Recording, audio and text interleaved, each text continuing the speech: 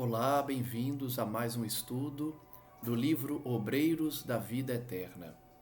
Estamos no estudo de número 8, nessa obra psicografada por Chico Xavier e ditada pelo espírito André Luiz. Estamos no capítulo 3, O Sublime Visitante, acompanhando a visita de André Luiz e seu grupo de socorro ao Santuário das Bênçãos, local em que o Espírito Puro visitaria todos os trabalhadores, dando palavras de ânimo antes do início da sua viagem para a crosta terrestre, a fim de realizarem os trabalhos de socorro espiritual. No último estudo, acompanhamos as exigências de Cornélio, o diretor da instituição, que explicou a necessidade de observarem o equilíbrio do pensamento na formação de um quadro, de uma paisagem viva que receberia o visitante advindo de regiões celestiais. Ele então surge ali, toma uma forma humana, porque ele já é luz, e nós começamos a acompanhar a mensagem que ele iria trazer a todos ali, antes de iniciarem os seus trabalhos de socorro. Ele diz então, André Luiz, que ele optou por não transcrever a mensagem daquela entidade, por receio de faltar com a exatidão necessária. Mas diz então que a mensagem trouxe uma grande emoção e todos vieram às lágrimas. O verbo daquele visitante chegava das esferas superiores, trazendo bênção divina, caindo na alma de todos de modo intraduzível, acordando, despertando o Espírito eterno para a infinita glória de Deus e da vida imortal. Então imaginemos a beleza da mensagem trazida por aquela entidade. Não conseguiria descrever o que se passava em mim, disse André Luiz.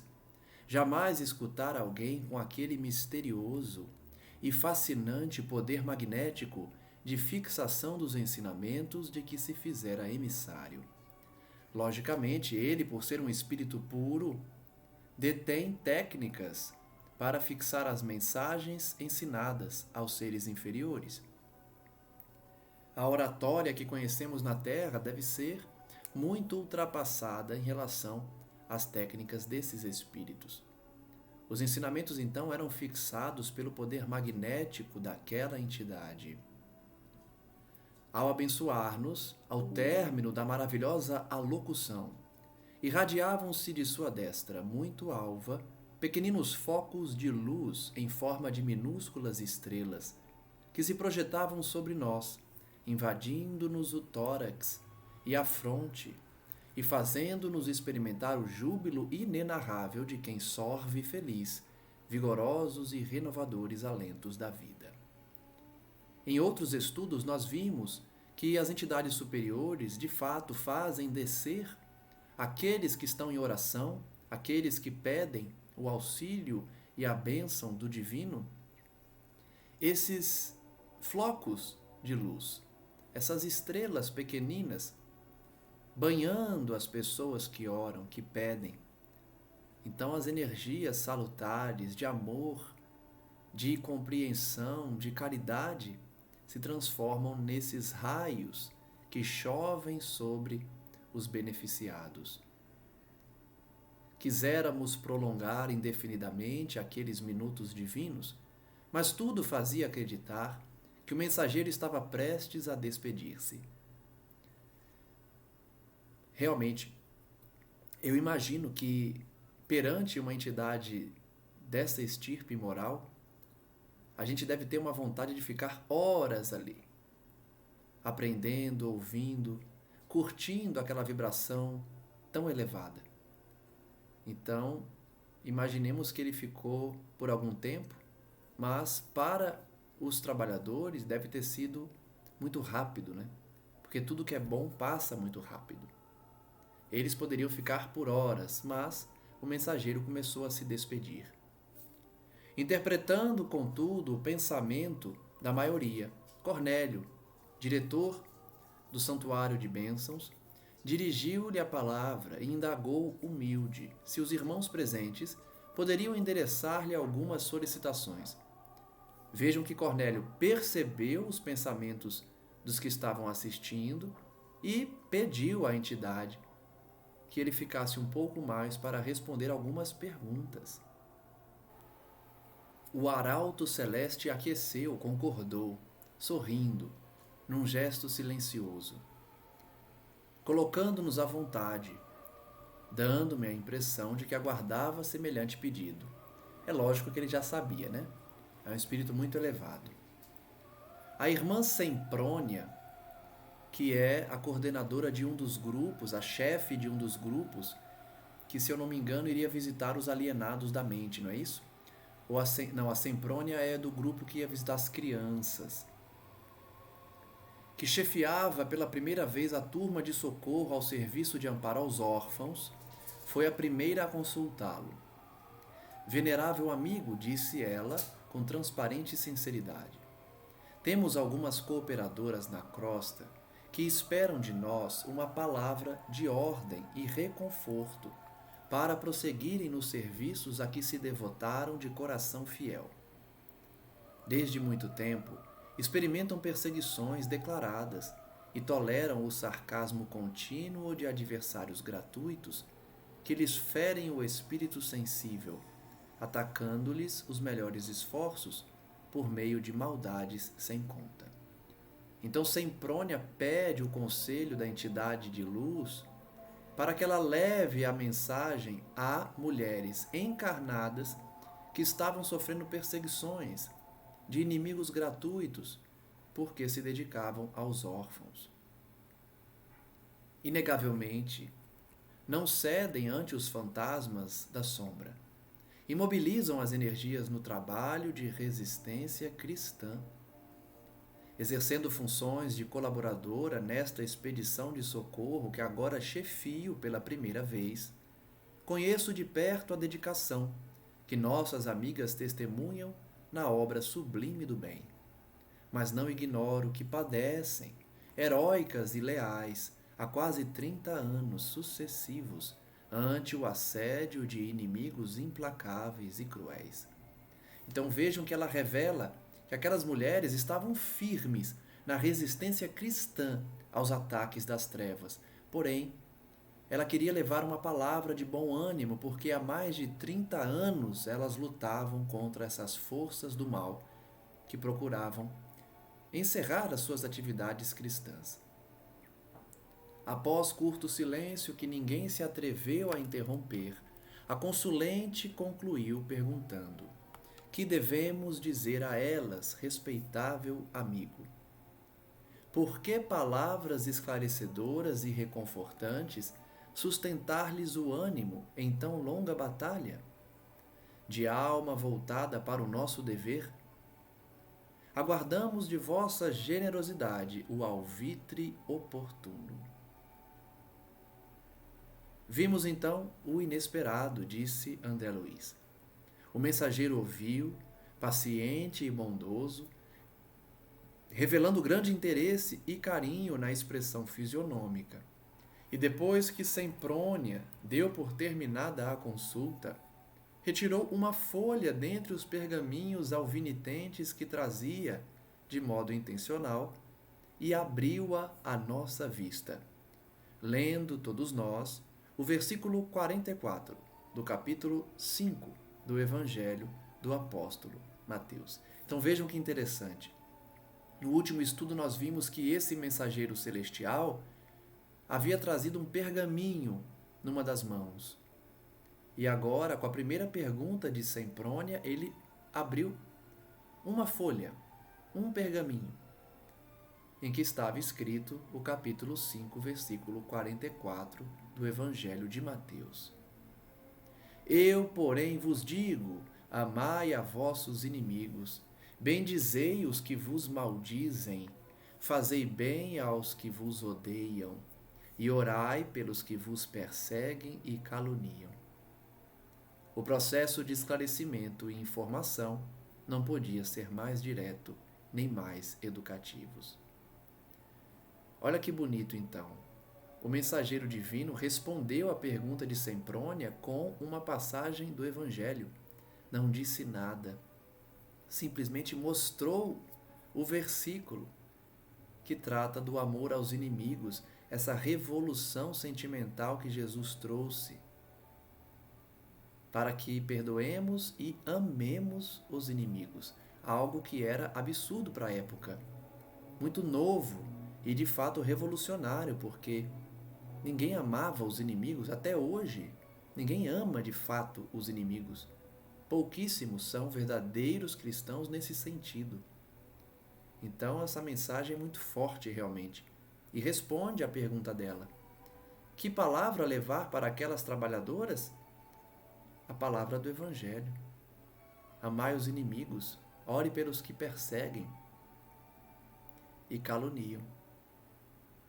Decorridos alguns instantes, então, Semprônia exclamou humildemente: Compreendo, venerável amigo. Ela não precisava de mais nada. O emissário, sem qualquer afetação dos que ensinam por amor próprio, comentou. Então ele fala: Os adversários, quando bem compreendidos e recebidos cristamente, constituem precioso auxílio em nossa jornada para a união divina. Vejam que o trecho está em destaque. Muitas pessoas consideraram importante esse trecho quando leram essa obra. Os adversários, quando recebidos de forma cristã, são um auxílio precioso na nossa jornada para a união com Deus. De fato, o Espiritismo ensina que sem as tribulações da vida, sem o convívio com os adversários, nós não evoluímos.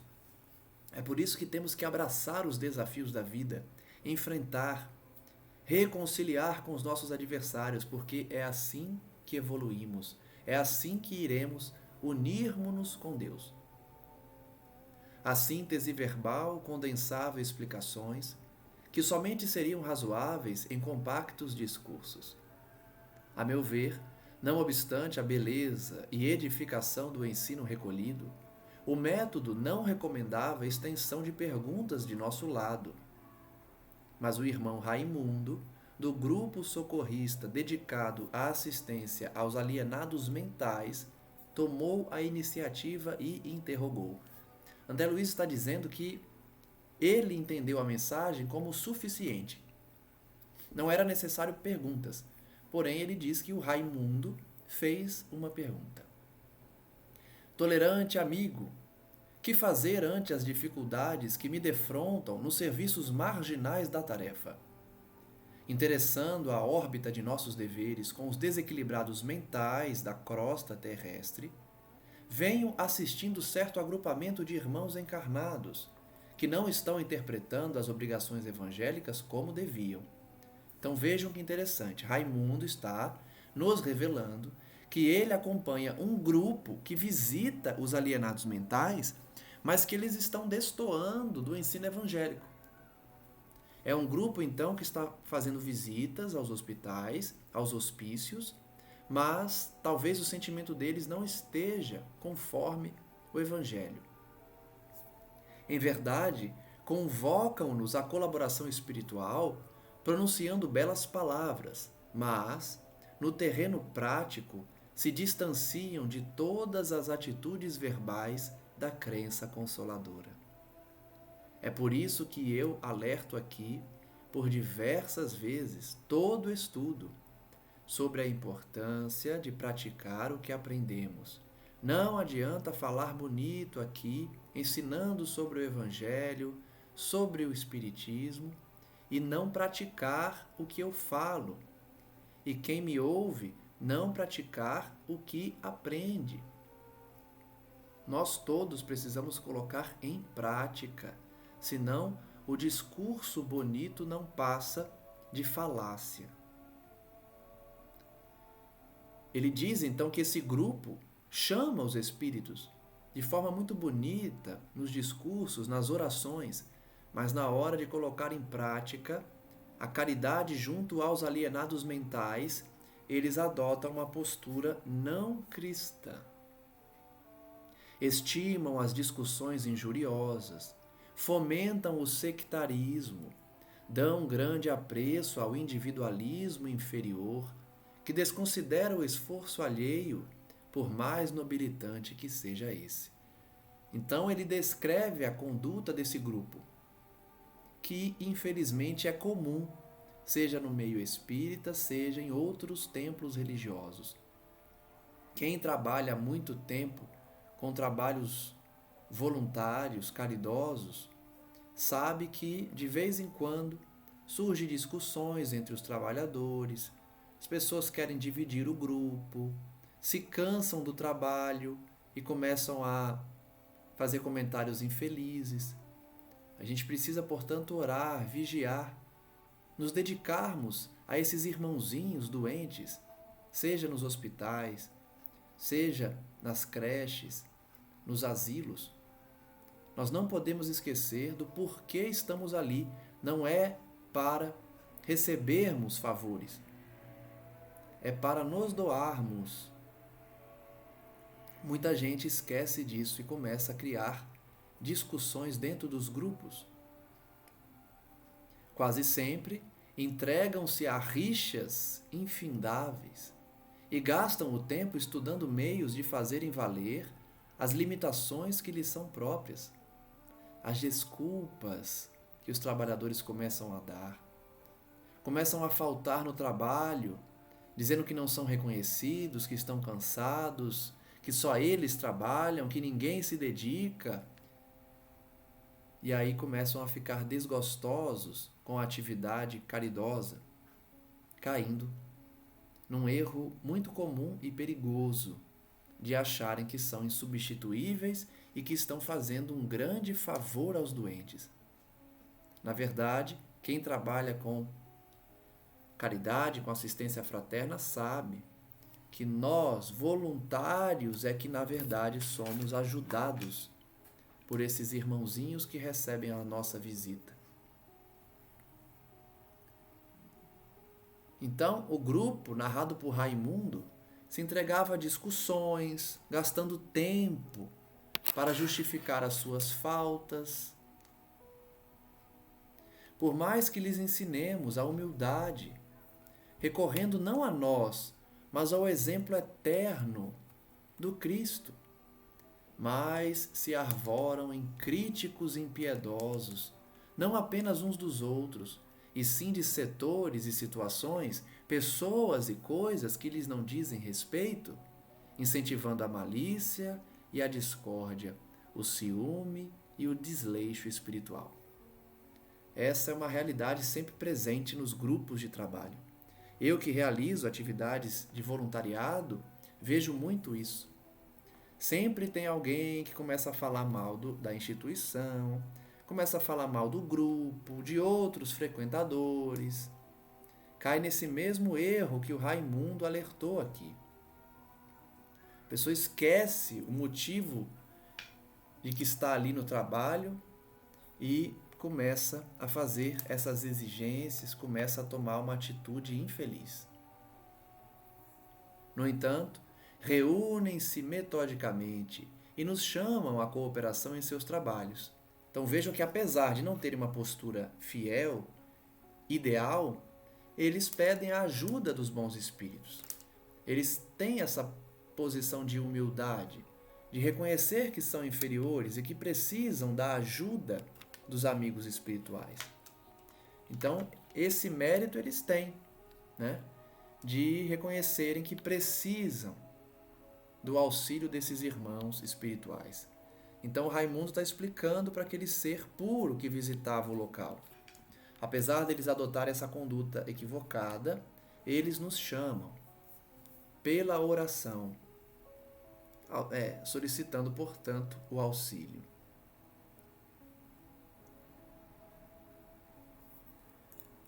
Ele diz: que fazer, todavia, respeitável orientador, para que maiores perturbações não se estabeleçam? O mensageiro esperou que o consulente se desse por satisfeito em suas indagações e, em seguida, muito calmo, repetiu a operação anterior e tivemos ante os olhos outro pergaminho com a inscrição do versículo 11 do capítulo 6 da primeira epístola do apóstolo Paulo a Timóteo. Mas tu, ó homem de Deus, foge destas coisas e segue a justiça, a piedade, a fé, a caridade, a paciência, a mansidão. Então vejam que bonita essa técnica de resposta às dúvidas das pessoas, dos indivíduos trabalhadores ali presentes. Todas as respostas dessa entidade são baseadas nas passagens do Evangelho, nos comentários dos apóstolos, demonstrando que nós já temos todas as respostas de nossas dúvidas. Está no Evangelho. Então essa entidade traz de uma forma muito bela as passagens precisas, as passagens exatas do Evangelho que aqueles indivíduos precisavam ouvir. Então, para a situação posta por Raimundo, essa epístola de Paulo é muito clara. Foge destas coisas, de falar mal, de ter preguiça no trabalho, de ficar reclamando do trabalho. Foge disso. Segue a justiça, a piedade, a caridade, a paciência. Então as respostas estão todas no Evangelho. Permaneceu Raimundo na expectativa, figurando-se-nos não haver interpretado a advertência quanto devia, mas a explicação sintética do visitante não se fez esperar. Então notem que Raimundo não entendeu, não se deu por satisfeito a leitura da passagem da epístola de Paulo. E aí a entidade então complementou dizendo: o discípulo que segue as virtudes do Mestre, aplicando-as a si próprio, foge às inutilidades do plano exterior. Isso é uma realidade. Quem realmente quer se dedicar ao Cristo, começa a abandonar atividades inúteis. Começa a ter uma outra visão da vida e não mais a se dedicar a frivolidades. Surge na pessoa que quer de fato mudar uma necessidade de aprender, de estudar, de fazer o bem, de ocupar seu tempo com coisas úteis, com questões que ajudam os outros, que nos aprimoram intelectual e moralmente. Então isso é verdade. O discípulo que realmente segue a Jesus não perde tempo, não fica preso a inutilidades do plano exterior. Acolhendo-se ao santuário de si mesmo, auxiliando os nossos irmãos imprevidentes e perturbados, rixosos e ingratos, sem contaminar-se. Perfeita essa colocação. Aquele que realmente está seguindo os conselhos do Cristo, apesar de conviver com essas pessoas que reclamam, que falam mal, que brigam, ela não se contamina. O cristão verdadeiro não se contamina com essas ideias, com essas vibrações, com essas brigas, com essas rixas, com essas frivolidades. Então, diferente do que nós vemos em muitos apóstolos de outras religiões, especialmente dos monges, que fogem do convívio social, se isolam nos templos, nos altos das montanhas, o cristão não deve fugir da convivência dos imperfeitos. Notem que o conselho do Espírito é ajudar esses irmãos sem se contaminar. Então, conviver com eles, ir aos trabalhos, ouvir as suas colocações infelizes, mas não se contaminar, mudar de assunto, apresentar um ponto diferente, para que não tenha desarmonia, evitar a discussão. Registrando as palavras sábias de Asclépios, que é o nome daquela entidade que veio do alto para aconselhá-los, Raimundo pareceu acordar para a verdade e murmurou com algum desapontamento: aproveitarei a lição. Então vejam que ele ficou um pouco desapontado. Por quê? Porque o Raimundo, ele estava com uma visão de crítica, uma postura de crítica. Ele queria ouvir um conselho que desse autoridade para ele de dar uma bronca no pessoal lá da terra, no pessoal que estava equivocado. Pelo menos é a minha leitura da reação dele. Ele ficou desapontado. Porque o conselho da entidade foi: ajuda eles, sem se contaminar. Entenda eles. Compareça quando for chamado e mostre esse outro lado de uma postura cristã perante o trabalho. Ele entendeu com algum desapontamento e disse que iria aproveitar a lição. Talvez ele quisesse dar uma bronca, puxar a orelha, do pessoal. Mas o conselho da entidade não foi esse. O conselho foi: compreenda eles, ajude-os nessa jornada sem se contaminar. Novo silêncio se fez então entre eles. A irmã Luciana, porém, que nos integrava o pequeno grupo, é a enfermeira do grupo do André Luiz, tomou a palavra e perguntou: esclarecido mentor, esta é a primeira vez que vou à crosta em tarefa definida de socorro. Podereis fornecer-me, porventura, a orientação de que necessito? O emissário, que parecia trazer respostas bíblicas preparadas de antemão, desdobrou nova folha e lemos, admirados, o versículo 9 do capítulo 4 da primeira epístola do apóstolo da gentilidade aos Tessalonicenses. Então, mais um trecho de uma carta de Paulo.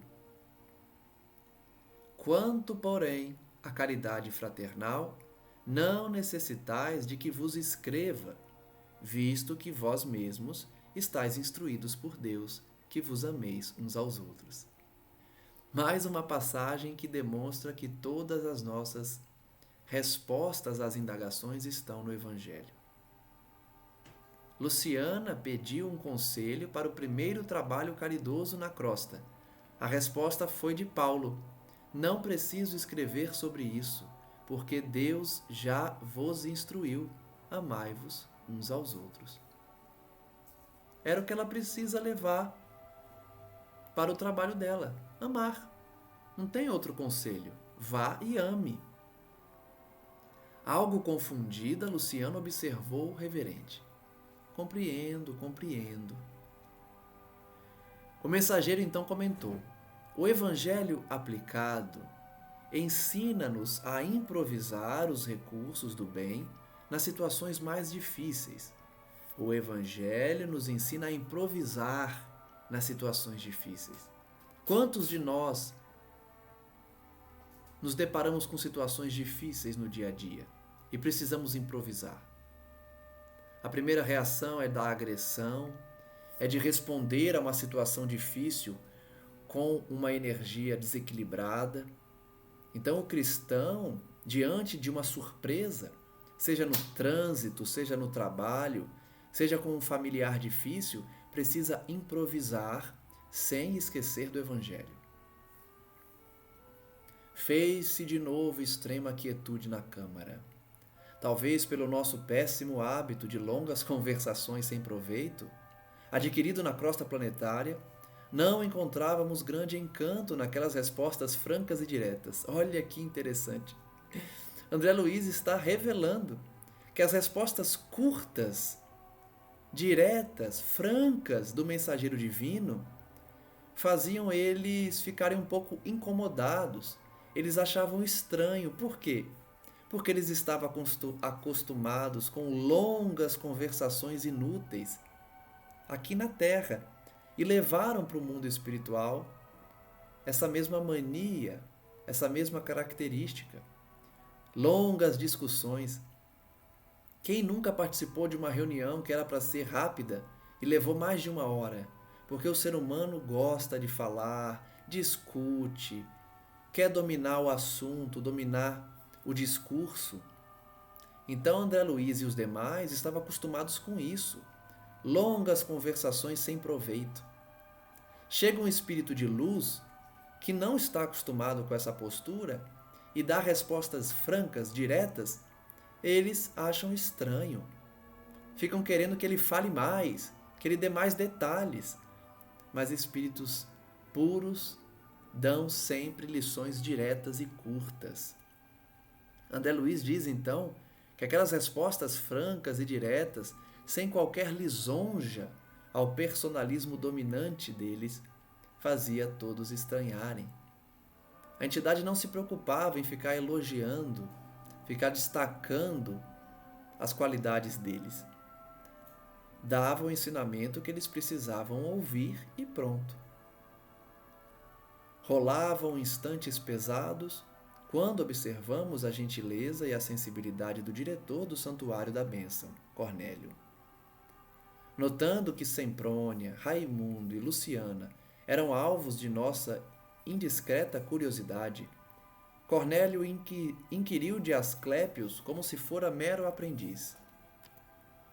Que fazer para conservar alegria no trabalho, perseverança no bem, devotamento à verdade? Vejam que pergunta profunda, hein? Acredito que todo mundo já se fez uma dessas perguntas nas suas atividades de auxílio, de caridade, de voluntariado. Quando a tristeza bate, o desânimo, a irritação, que fazer para conservar a alegria nesse trabalho?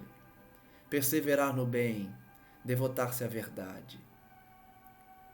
O mensageiro contemplou então Cornélio num sorriso de aprovação e simpatia, identificando-lhe o ato de amor fraternal, porque Cornélio estava fazendo a pergunta para que os presentes se beneficiassem. E a entidade percebeu isso. Era um ato caridoso de Cornélio. Descerrou então novo pergaminho em que se lia o versículo 16 do capítulo 5 da primeira carta de Paulo aos Tessalonicenses. Mais uma de Paulo, hein? Regozijai-vos sempre. Só isso. Só essa frase. Regozijai-vos sempre. Ou seja, estejam sempre alegres, agradecidos a Deus. A entidade comentou então de forma jovial. A confiança no poder divino é a base do júbilo cristão que jamais deveremos perder. Tem outra passagem de Paulo, na primeira carta aos Tessalonicenses, capítulo 5, versículo 8, que ele fala do capacete da esperança na salvação. Também é uma mensagem de bom ânimo.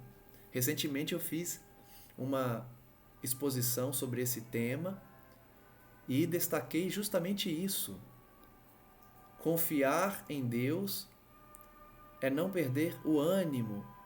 Paulo dá uma palavra de ânimo, de estímulo aos cristãos para que não esmoreçam, não desistam.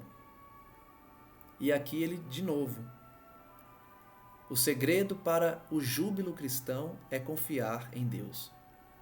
Nós jamais devemos perder isso. A confiança no divino, de que Ele está à frente dos trabalhos, de que Ele está à frente do poder político no mundo, de que o mundo não é caos, não está entregue aos maus. Existe uma liderança divina que permite que o mal muitas vezes se manifeste para reequilibrar as vivências humanas por conta do passado de erros, por conta das necessidades da reencarnação. Não há caos. Existe uma atuação divina, uma coordenação do mais alto. Que não percamos, portanto, essa confiança no poder divino. O instrutor Cornélio meditou alguns momentos e rogou humilde: ensina-nos sempre, venerável irmão. Decorreram minutos sem que os demais utilizassem a palavra. Fazendo então menção de despedir-se, o sublime visitante comentou afável: à medida que nos integramos nas próprias responsabilidades, compreendemos que a sugestão direta nas dificuldades e realizações do caminho deve ser procurada com o Supremo Orientador da Terra. Então, toda orientação deve ser buscada em Jesus, o supremo orientador da terra. Cada espírito, herdeiro e filho do Pai Altíssimo, é um mundo por si, com as suas leis e características próprias. Notem aí mais uma questão, um ensinamento que nós vimos em outras obras. A individualidade precisa tomar a decisão por si só. Quantas vezes aprendemos aqui que a decisão pelo bem é individual. Nós não podemos escolher pelos outros. Então, cada um precisa reconhecer sua qualidade de filho do Pai Altíssimo, herdeiro desse Pai e portador de características próprias. Cada um vai tomar a sua decisão. Apenas o Mestre tem bastante poder para traçar diretrizes individuais aos discípulos. Então, ele está destacando a necessidade de buscarmos a inspiração de Jesus no momento dos desafios. Logo após, abençoou-nos, carinhoso, desejando-nos bom ânimo. Reconfortados e felizes, vimos o mensageiro afastar-se, deixando-nos envoltos numa onda de olente e inexplicável perfume. Imaginem que delícia esse ambiente, que beleza e que paz não devia trazer aquela entidade, que deixava inclusive um perfume no ar. Ambos os auxiliares que se mantinham apostos retiraram as mãos do gabinete e, depois de várias operações magnéticas efetuadas por eles, desapareceu a pintura mental, voltando a peça de cristal ao aspecto primitivo. Nós vimos no último estudo que foi realizada uma pintura coletiva que ganhou vida para receber aquela entidade, construída mentalmente por todos ali presentes. Aquela pintura se desfez, tornando a conversação livre. Indagações enormes oprimiam-me o cérebro. Para variar, André Luiz tinha várias perguntas, como sempre. Não me contive, também não é novidade. André Luiz nunca se contém, ele faz mesmo as perguntas. Com a permissão de Jerônimo, e liderando companheiros tão curiosos e pesquisadores quanto eu, acerquei-me de Cornélio e despejei-lhe aos ouvidos grande cópia de interrogações. Todas as perguntas que André Luiz queria fazer à entidade, então, ele guardou para não fazer feio, não ficar feio, e despejou tudo no Cornélio. Todas as perguntas. Ele acolheu, então, André Luiz benévolo e informou. Pertence às Clépios, a comunidades redimidas do plano dos imortais, nas regiões mais elevadas da zona espiritual da Terra. Vive muito acima de nossas noções de forma, em condições inapreciáveis à nossa atual conceituação da vida. Ou seja, as Clépios, aquele espírito puro, não tinha mais forma humana. Ele era luz. Já perdeu todo o contato direto com a crosta terrestre e só poderia fazer-se sentir por lá, por intermédio de enviados e missionários de grande poder. Então, olha que interessante. Se as Clépios quisesse ser ouvido, sentido aqui na Terra, só por meio de intermediários, de missionários de grande poder, para poder traduzir o pensamento dele ou fazê-lo visível. Apreciável é o sacrifício dele, vindo até nós, embora a melhoria de nossa posição em relação aos homens encarnados. Olha que interessante Cornélio está falando. As Clépios, esse espírito de luz, visitou aquele grupo porque o grupo tinha uma posição um pouco melhor de quem estava encarnado, de quem estava na crosta. Porque os grupos ali, eles já estão no plano espiritual há um tempo. André Luiz já frequenta os trabalhos há alguns anos, já participou de algumas visitas e agora compunha um grupo profissional de socorro espiritual. Então ele estava numa condição melhor, E por isso recebiam a visita direta daquele que se sacrificava para estar ali. Vem aqui raramente. Não obstante, algumas vezes, outros mentores da mesma categoria visitam-nos por piedade fraternal. Não poderíamos, por nossa vez, demandar o plano de Asclépios, a fim de conhecer-lhe a grandeza e sublimidade? Perguntou André Luiz. Vejam que André Luiz não é bobo. Ele faz uma pergunta para ver se cola uma visitinha à esfera superior da comunidade em que Asclépios vive. Ele é esperto, eu também tentaria, né? Ele pergunta, será que a gente não pode fazer uma visitinha a Asclépios, a comunidade que ele vive? Muitos companheiros nossos, respondeu o instrutor Cornélio, por merecimentos naturais no trabalho, alcançam admiráveis prêmios de viagens. Não só as esferas superiores do planeta que nos serve de moradia, mas também aos círculos de outros mundos.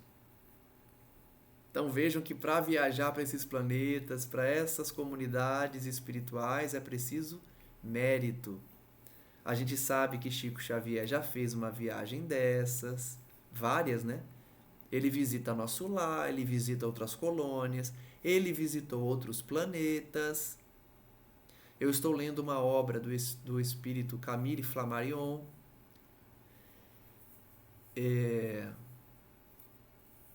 Não me recordo do nome agora, mas é o nome da deusa da astrologia. E ele relata que também fez essas viagens astrais.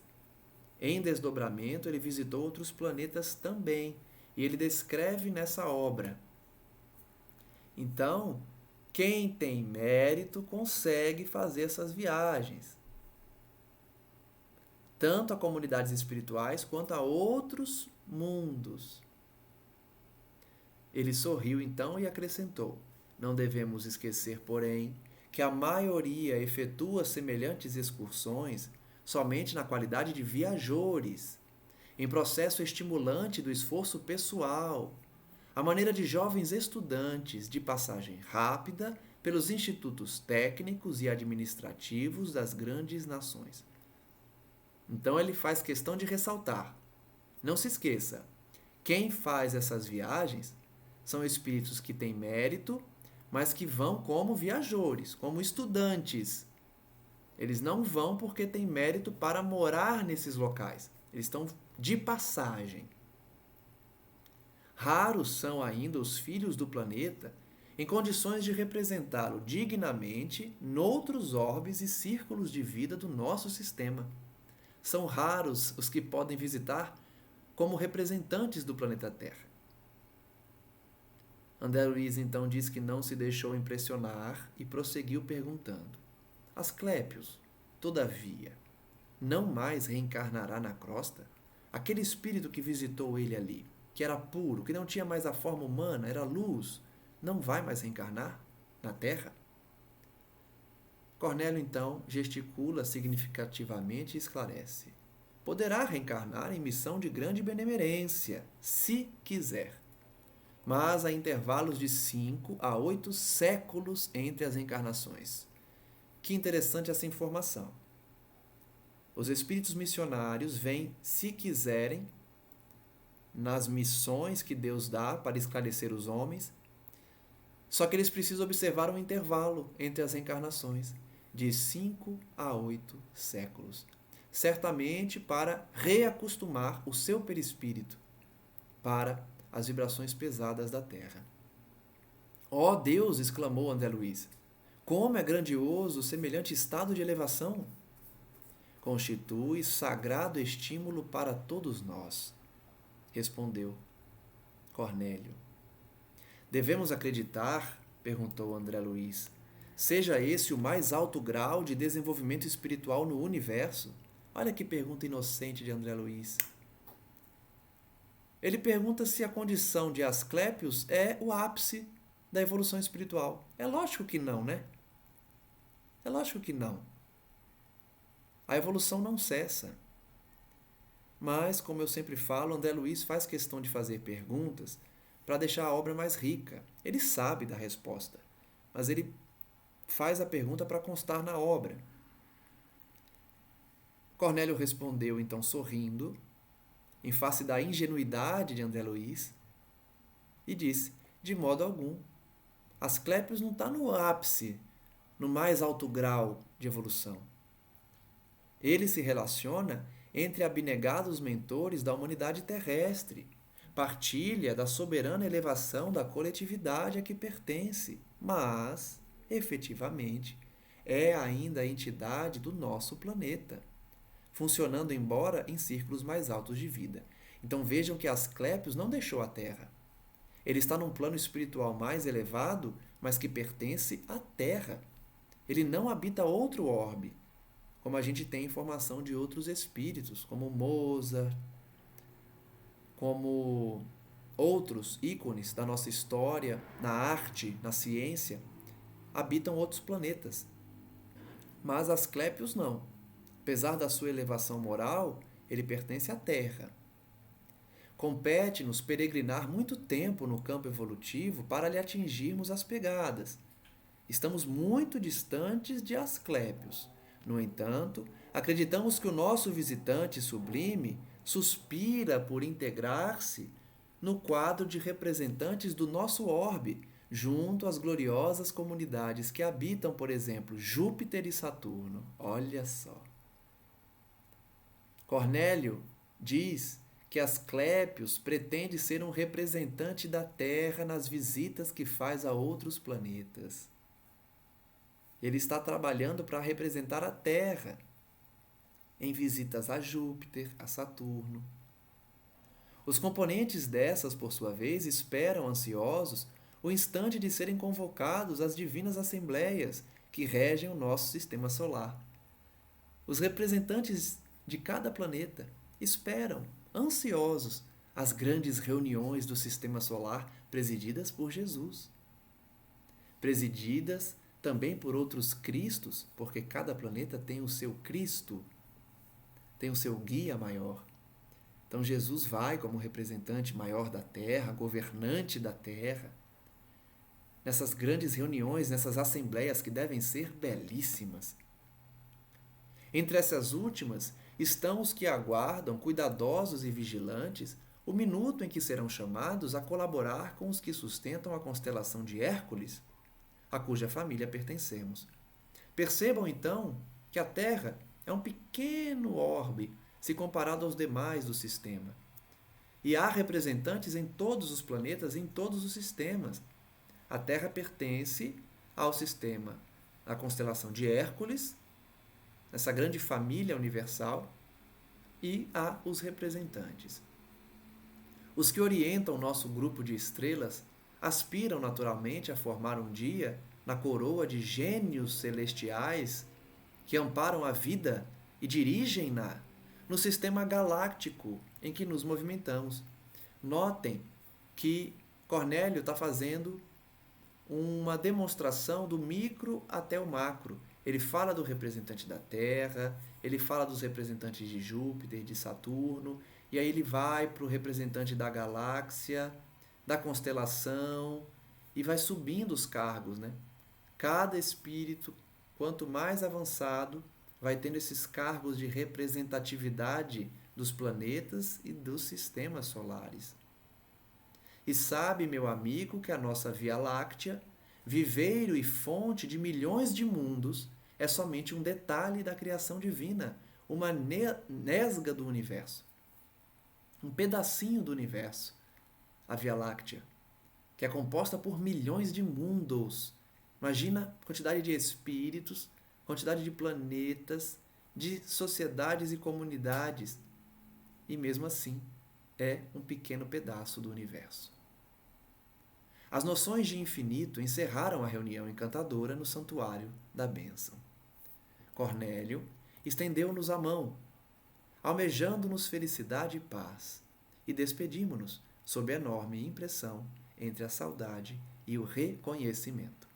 Então, findou-se a reunião naquele templo bendito, no santuário da bênção, onde de fato eles foram abençoados por uma entidade de luz, Asclépios, representante da Terra futuramente nas reuniões galácticas.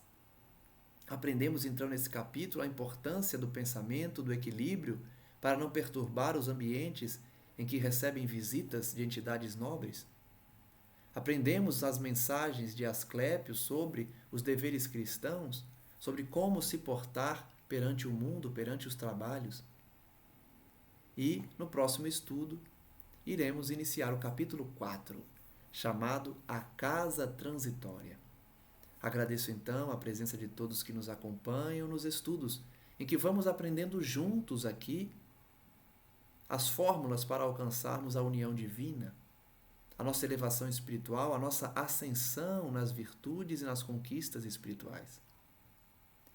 Peço então, como sempre faço, que a paz do nosso Senhor Jesus Cristo possa nos abençoar a todos, nos envolver nessa luz, nessa energia, em que rogamos a presença dos amigos espirituais, dos mentores, dos guias, que sempre nos aconselham, nos inspiram, nos estendem as mãos para nos levantar, a fim de que não permanecemos caídos, jogados ao chão após o cometimento de falhas e erros do passado.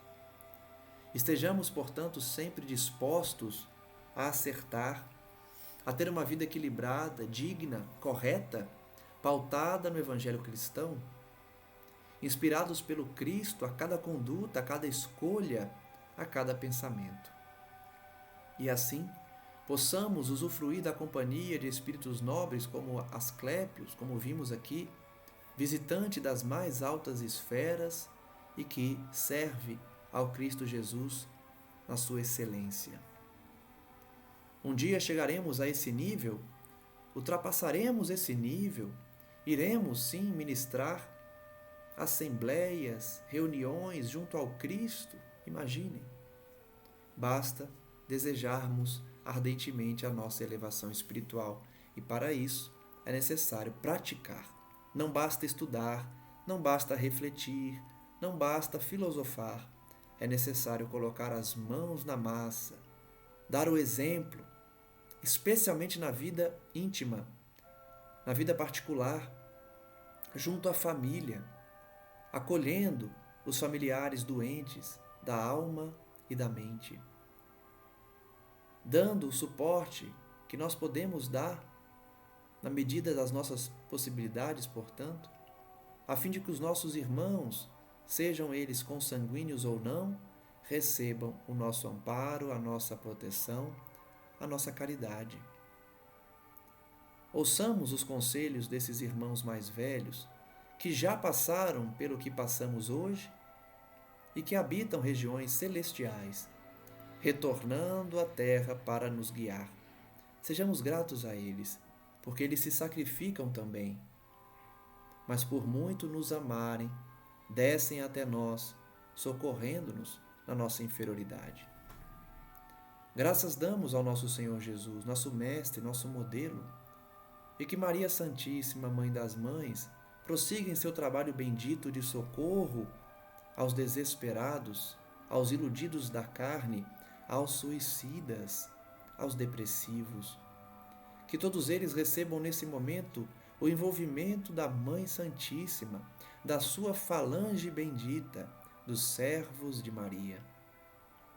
Que eles possam nesse momento visitar as pessoas que estão em nossas mentes, os doentes da alma, aqueles que ainda não despertaram para a realidade espiritual e ainda estão presos ao passado, às suas culpas, às suas condutas equivocadas e que acabaram lhes trazendo sofrimento hoje, adversários do passado e espíritos que querem que eles sofram. Pedimos então que esses irmãos sejam socorridos, orientados, guiados para que não errem mais, não cometam equívocos nessa existência, especialmente o suicídio.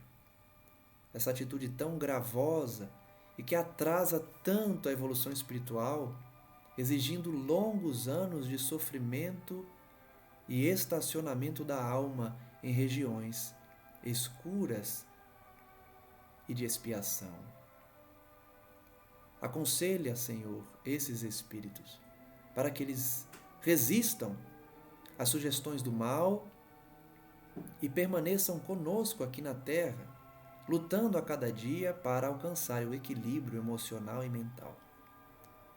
Que o Senhor nos auxilie nessa tarefa, porque nós somos muito fracos e impotentes para resgatar espíritos trevosos. Somente o Senhor tem esse poder. Pedimos sinceramente esse auxílio e rogamos, da nossa parte, a nossa pequena contribuição para que a tua vontade seja feita e o Senhor consiga nos auxiliar junto a esses irmãos sofredores. Graças damos, Senhor, a Ti hoje e sempre, e que assim seja. Agradeço mais uma vez a todos e até o próximo estudo.